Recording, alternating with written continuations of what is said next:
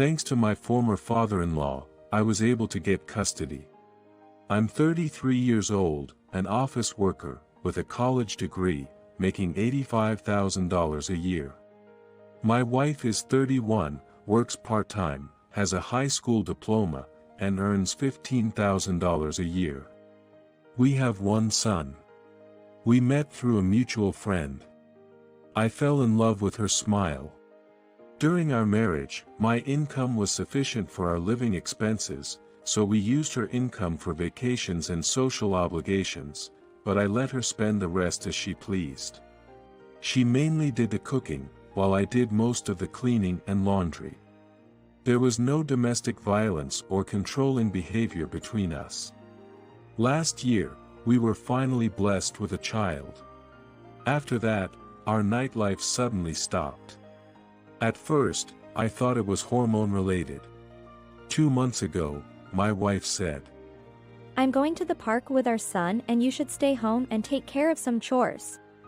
About an hour later, a friend, Eddie, sent me a photo asking, "Tomas, is this your car?" I replied that my wife had taken it to go to the park. Then Eddie sent another photo, saying, "I'm at a park in a neighboring state about an hour away from your home with my wife. Look at this." Although the faces weren't clear, the clothing, bag, and stroller in the photo were unmistakably familiar. A man was holding hands with them, looking like a family. I rushed to the park on my motorcycle.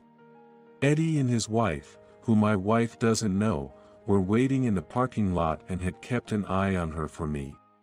I'm deeply grateful to them for interrupting the date.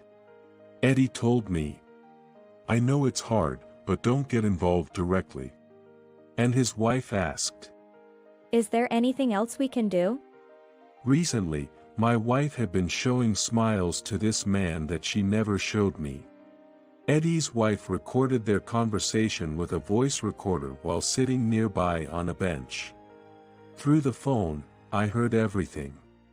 My wife, looking into the stroller at our son, said, "If only this child were yours, but nothing can't be changed."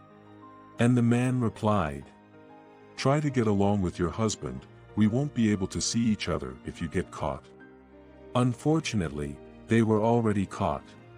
Eddie suggested, "Tomas, leave the rest to me and go back home. Now's your chance to look for evidence there." I felt like I was going insane.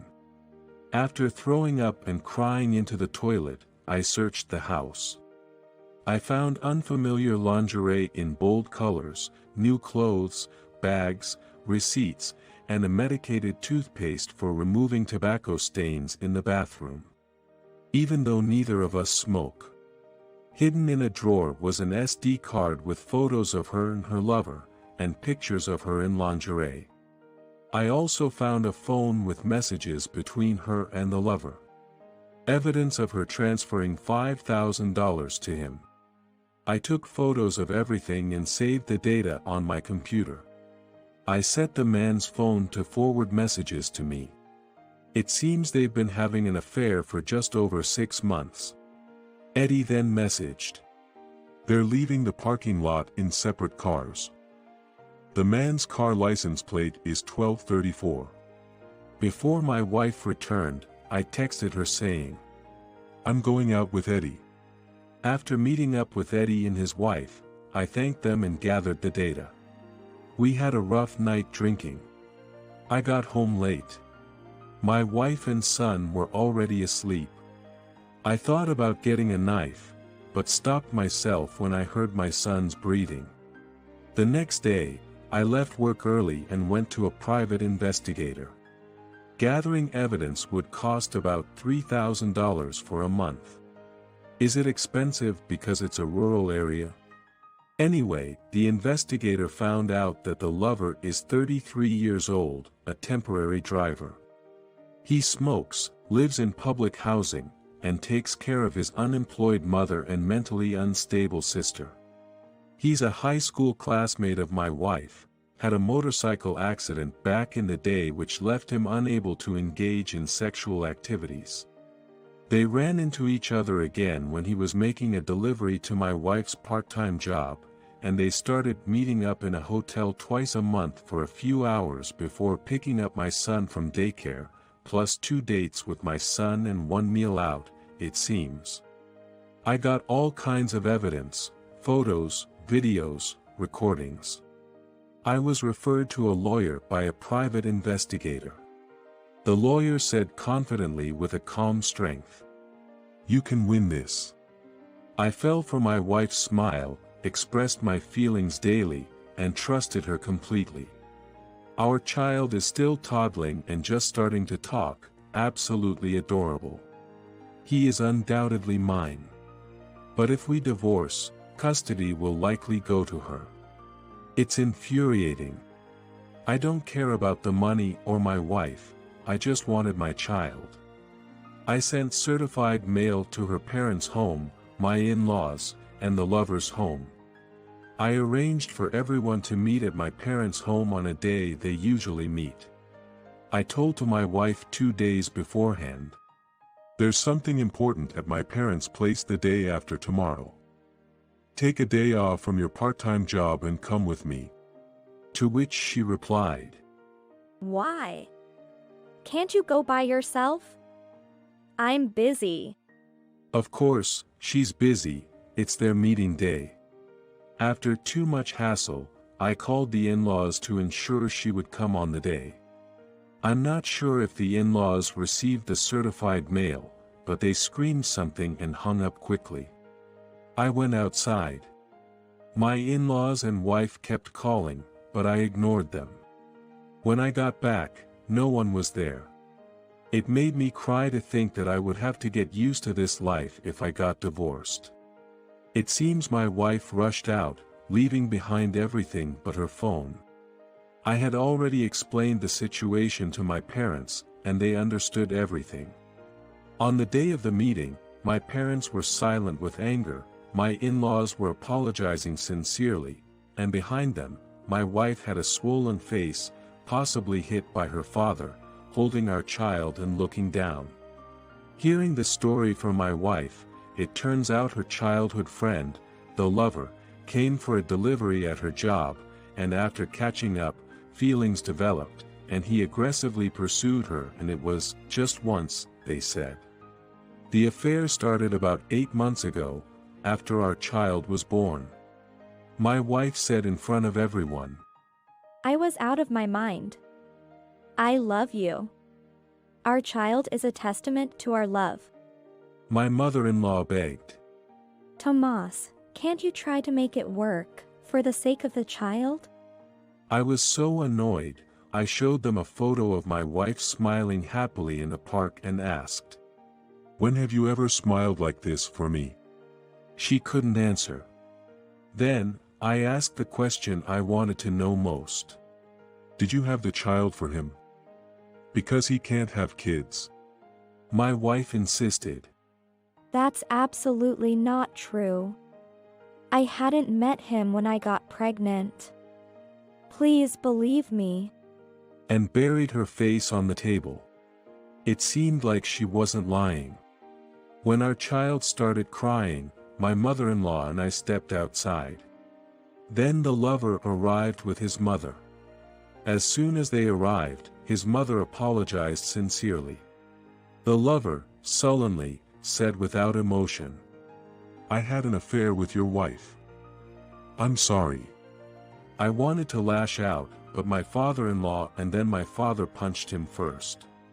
He flew across the room.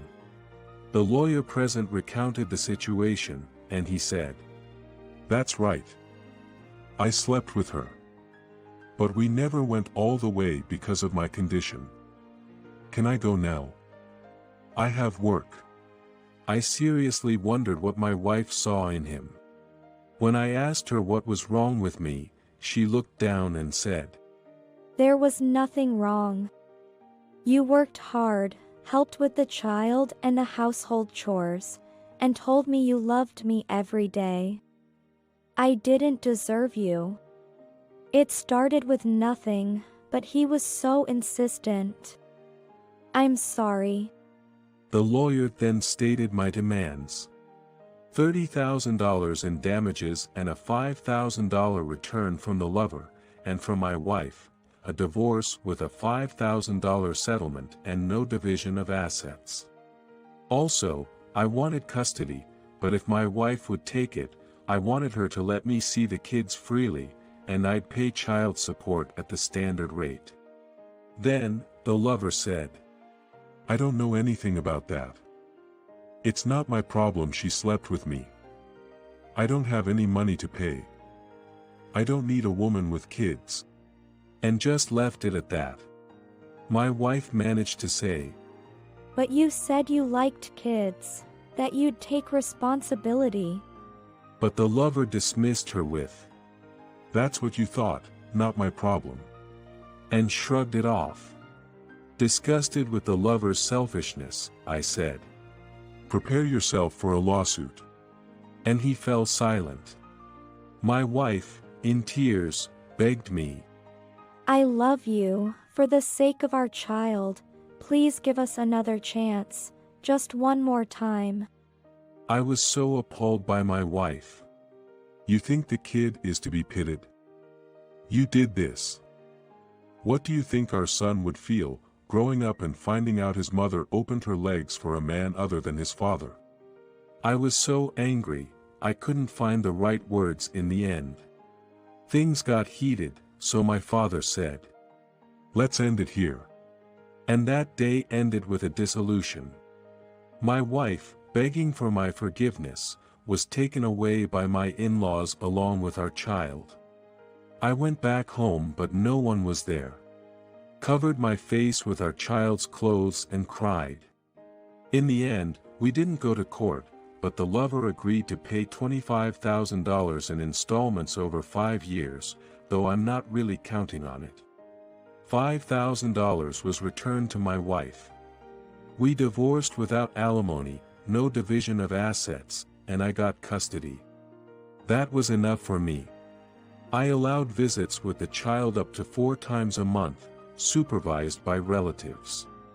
My ex-father-in-law, with whom I got along even better than my own father, thankfully said, "I can't let a woman who betrays her duties as a wife and mother, and sleeps with another man, raise my precious grandchild," and went against the wishes of my former mother-in-law and ex-wife. My ex-wife was disowned. My ex-father-in-law apologized deeply, saying, "I'm very sorry. I once hit my ex-wife and we separated. It was very hard when her sister, my former mother-in-law, was young and adorable. I know it's tougher for you, but I understand your feelings. It's colder out there for a divorced woman with a child. Please forgive her with this. I'm always here to help. Please take good care of our grandchild." My ex-wife is living with relatives of her mother in 2 states away. She has completely cut ties with the lover. I received a message from my ex-mother-in-law saying, "She's trying hard to start over, please come see her again." My ex-wife has visited the child twice. Apparently, she's still able to produce breast milk, and it's painful because her breasts are engorged. She left some frozen breast milk packs. At the time of leaving, both mother and child were crying. I was oddly impressed that she still had some maternal instincts. I've been approached with matchmaking proposals by eager relatives, but I'm not interested right now. Hearing about the matchmaking, my ex-wife panicked and sent me messages frequently, saying, "I'm working hard to start over. Please look at the new me. I want to live together as 3. I've realized how important you are. I want to sleep in your arms again. I've never welcomed anyone else in my heart. Please come back." I was furious and called my ex-wife. "Stop it. I'm sick of hearing what you want and what you'd like me to do for you. I'll let you hear the son's voice." And I put the phone to my son's mouth, and he called out in his cute voice, "Mama." I took the phone back and said, "Did you hear that? What can you do for this child? Trying to contain my anger. My ex-wife was sobbing.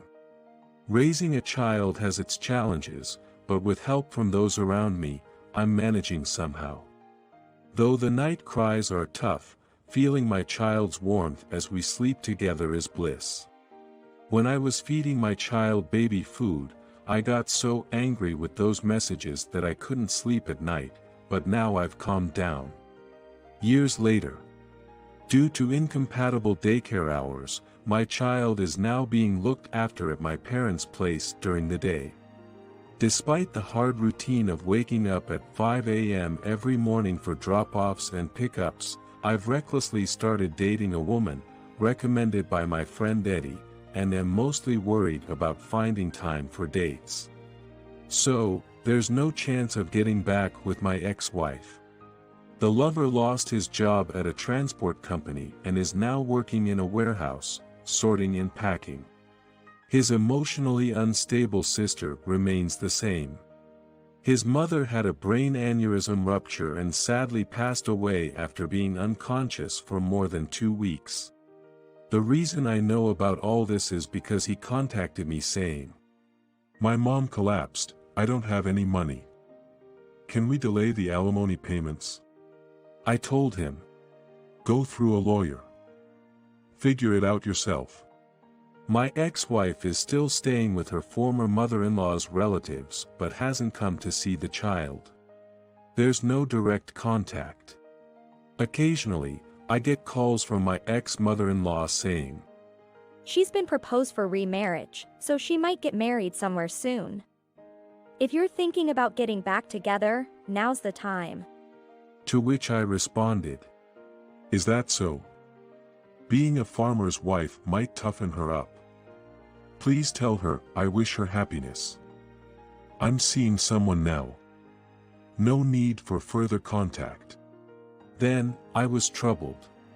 The night I spoke with my ex-mother-in-law, after returning home with my child past 9 p.m., my ex-wife was sitting at the front door.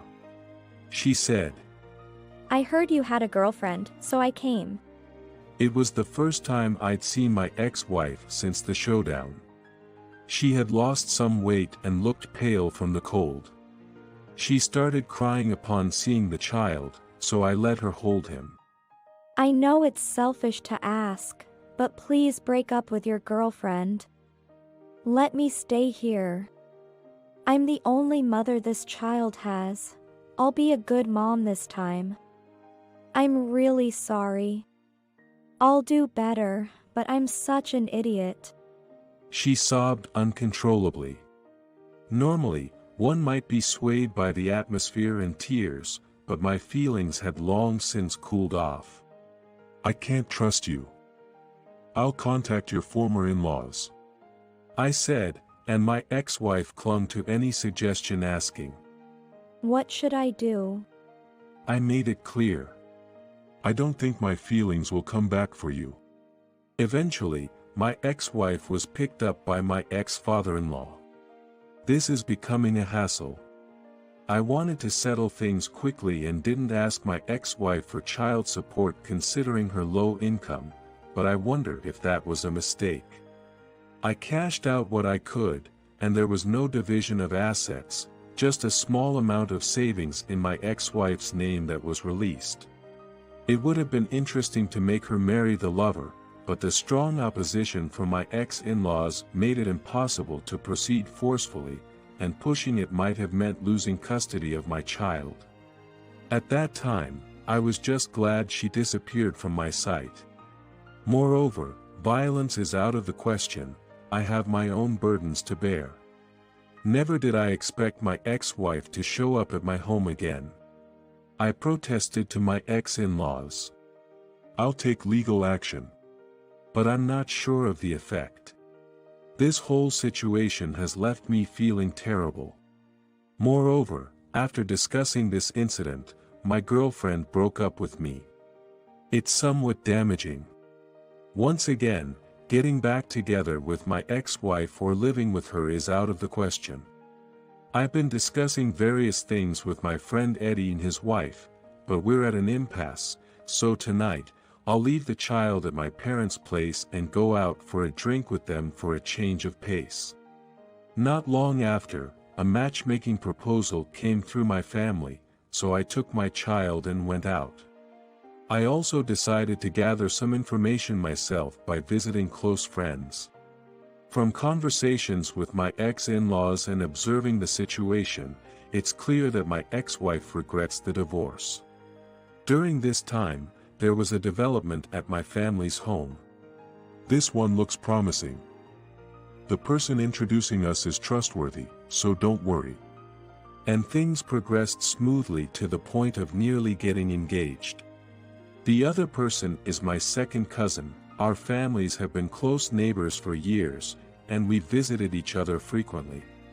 The father of the other person started the conversation with, "My daughter isn't the most graceful, but, with your second son." And my father responded, "If she's okay with our family, please take him." She is Catherine, 27 years old, a community college graduate, currently unemployed. She's a bit strong-willed, but her character is good. No issues with her appearance. Catherine has been caring for her grandmother at home since her mother passed away, which delayed her marriage prospects. I also talked with her grandmother whenever she wanted someone to talk to. However, her grandmother passed away this year, leaving her and her father alone. Catherine said, I started looking for a marriage partner, but got rejected everywhere. It was so bad, I had to laugh. In my opinion, it wasn't about her, but the conditions she set. Can't leave my father alone, so adoption or living together is a must. No affairs. She insisted. Her father intended to marry her off, but Catherine insisted on living together. When I said, "Without your dad, you'd get settled quickly," Catherine replied nonchalantly, Don't worry about that. So, do you think you can marry me? I honestly said, "You're too close for me to see it that way. But I think it's possible." Since my brother will inherit our family home, it wouldn't be a problem for me and my child to become adopted. Catherine laughed. Then, it's settled. Engagement confirmed. I'll take good care of your son. I was taken aback by the swift development, but seeing Catherine curling my son's curly hair around her finger and laughing, I lost the will to continue as a single father. Though not yet married, Catherine's father said, "Since you're going to be adopted anyway, come stay with us." So we took him up on his offer and moved into Catherine's home, starting a life that felt like living in a boarding house with meals and childcare provided. Is this considered premarital cohabitation? For me, it's like staying at a relative's place where nothing changes for my child. My own home, now unnecessary, will be sold. In this situation, my ex-wife will likely give up on reconciliation. As things progressed, partly due to work relations, I ended up marrying into Catherine's family and officially registered our marriage. Now, we're all living happily together. My child has become more active, and it's hard to take my eyes off him. Eddie and his wife also had a child, and they come to visit sometimes. When Catherine holds Eddie's baby, our son gets jealous and clings to her, saying, "Mama, no." He doesn't remember his birth mother, so I'd prefer not to tell him about his origins, but eventually, he'll find out, I guess. My ex-wife rejected the proposal to marry into a farming family and seems to have moved back to her parents' place from her relative's place, but she's always staying inside her home and not even contacting her child. One day, while our family of 3 was at the shopping center, we ran into my former mother-in-law by chance. She saw our son wearing used clothes we got from an acquaintance and said, Oh my. I feel sorry for the grandchild, not being your own blood, you must not care, especially with your family going through hard times. To which my current wife cheerfully replied, He's a handful, so it's tough even for the two of us. My husband doesn't earn much. And what about your grandson's plans? My current wife is full of energy and doesn't get discouraged easily, which is a bit reassuring. My ex-wife and mother-in-law seem to mock my family, but my ex-father-in-law says, "Honestly, I want to cut ties with those people. I've made mistakes in my life. It's disgusting, but I have to think about my retirement." During our drinking sessions, I say things like, "You're not even 60 yet, still strong. Are you going to give your pension, retirement savings, and a place to a woman like that?" At the beginning of the divorce, I still had feelings for my ex-wife and remembered the good times, thinking we could talk and possibly reconcile if there were feelings left since I had my faults too. However, my ex-wife remained the same. My disillusionment grew as I was monitored, received silent calls, and unwanted emails, which only increased my aversion. Yet, sometimes I do recall the happy memories and feel lonely, that's true. But I believe this was the best decision for our child. During the day, my parents look after him, and fortunately, his emotional state is stable, he eats well, sleeps well, and plays well. He's still young and it's unclear how much he understands adult conversations, but both my family and I make sure not to speak bad or even talk about his mother at all.